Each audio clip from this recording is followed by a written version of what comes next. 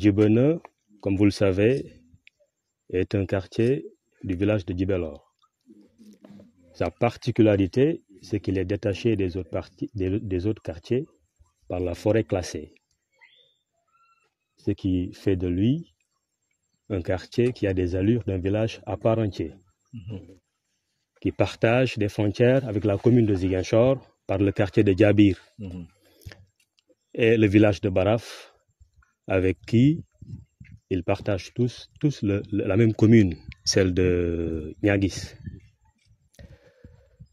Djibouena n'est toujours pas loti, ce qui n'est pas le cas de ses voisins, en l'occurrence Djabir et Baraf.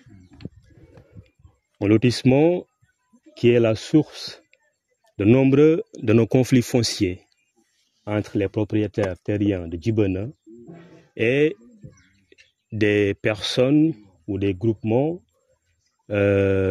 qui brandissent des documents en revendiquant des terres qu'ils ont à Djibouena, vendues par des gestions fonciers de Djabir ou de Baraf. Des documents illégaux, bien sûr, puisque ces territoires-là dont ils réclament des terres ne font pas partie de Djabir ou de Baraf.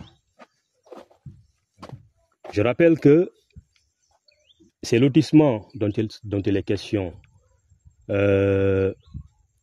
qui concernaient uniquement Bokot Mankagne et Baraf, ou Djabir dans la commune de Ziguinchor, n'ont pas respecté les limites de Djabir ou de Baraf. Et ça, c'est l'œuvre des anciennes équipes municipaux, du côté de la commune de Ziguinchor comme de Niaguis.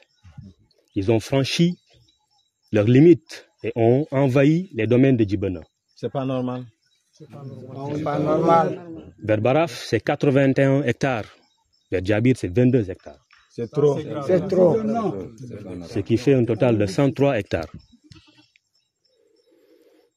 Eh bien, ce qui fait que des propriétaires terriens de Djibouena qui ont hérité des terres à travers des générations, les terres qu'ils cultivent depuis des générations, se voient convoqués à la police ou à la gendarmerie, sont traînés à la justice.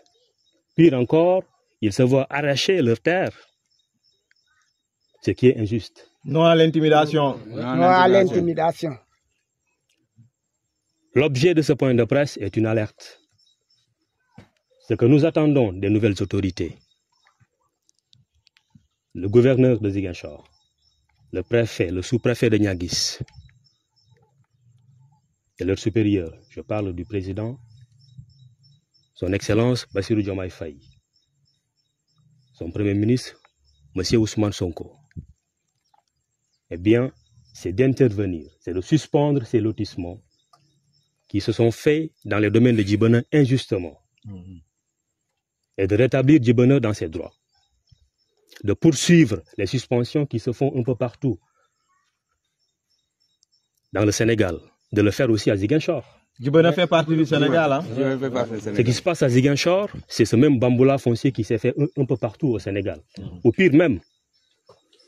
Donc il faut qu'ils interviennent pour que ça cesse. Et enfin, il faut que Djibouena soit loti. Un lotissement qui se fera dans l'intérêt des populations et non dans celle d'une personne, d'une tierce personne ou d'un groupement quelconque, au détriment des populations.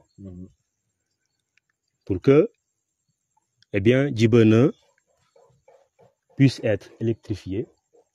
Il est inacceptable que nous soyons à environ 500 mètres de l'université Assane Seck de Ziguinchor et que il n'y ait pas d'électricité. C'est pas normal. C'est pas normal. C'est pas normal. C'est pas normal. On n'a pas accès à l'eau potable, C'est pas normal. ni à l'éclairage public. C'est pas C'est pas normal. normal. Aucune infrastructure de base. Les populations souffrent. Non seulement on souffre des intimidations, on est envahi un peu partout, les terres sont arrachées par un lotissement injuste qui s'est fait de part et d'autre, mais aussi on est délaissé. Sama souf, sama bakken. Sama bakken. Sama souf, sama bakken. Sama souf, sama bakkan. Je voudrais dire que pour finir, les autorités ont la responsabilité de conserver la paix qui existe entre les quartiers que je viens de citer. Ah oui. Ah oui. Nous vivons un bon voisinage avec les populations de Baraf et de Djabir. Ouais. C'est tous les mêmes familles, c'est le même peuple. Donc il ne faut pas que des erreurs qui sont commises par les anciens régimes ne soient pas corrigées par le régime qui est là, qui appelle au Djoub, Djoubal et Djoubanti.